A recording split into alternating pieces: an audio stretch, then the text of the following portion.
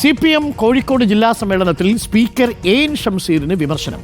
K രമയുടെ മകന്റെ വിവാഹത്തിൽ പങ്കെടുക്കാൻ കമ്മ്യൂണിസ്റ്റുകാരാണെങ്കിൽ പോകില്ലെന്നാണ് നേതാക്കളുടെ കുറ്റപ്പെടുത്തൽ.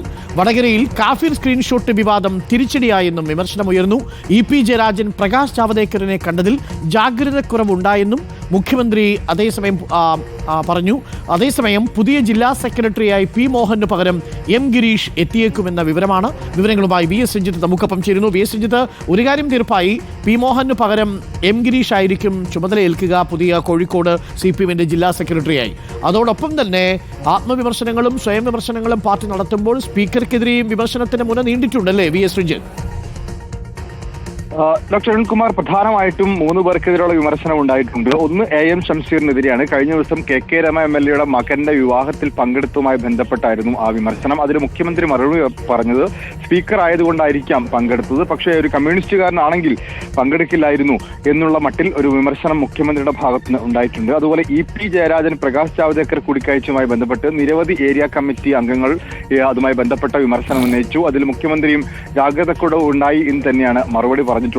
അതുപോലെ തന്നെ കോഴിക്കോട് ജില്ലാ കമ്മിറ്റിക്കും ജില്ലാ സെക്രട്ടറിക്കും P മോഹൻ വിമർശനമുണ്ടായി. കോഴിക്കോട് ജില്ലാ കമ്മിറ്റി ന്യൂനപക്ഷ വർഗീയതയെ പ്രോത്സാഹിപ്പിക്കുന്ന തരത്തിലുള്ള പ്രവർത്തനങ്ങൾ നടത്തി. ഭരണഘടനാ സംരക്ഷണ സമിതി എന്ന രീതിയിലുള്ള പ്രവർത്തനങ്ങളെല്ലാം തന്നെ ന്യൂനപക്ഷ വർഗീയതയെ പ്രോത്സാഹിപ്പിക്കുന്നതായിരുന്നു. അത് തെരഞ്ഞെടുപ്പിൽ തിരിച്ചടിയായി. കരീംക പ്രയോഗം ഉൾപ്പെടെ കാഫിർ സ്ക്രീൻഷോട്ട് ഉൾപ്പെടെ എല്ലാം അത്തരത്തിലുള്ള നടപടിക്രമങ്ങളെല്ലാം തെരഞ്ഞെടുപ്പ് ഘട്ടങ്ങളിൽ വടകരയിലും കോഴിക്കോട്ടും മാത്രമല്ല കേരളത്തിലാകെ അത് തിരിച്ചടിയാവുന്ന ഒരു സാഹചര്യം ഉണ്ടായി എന്നാണ്.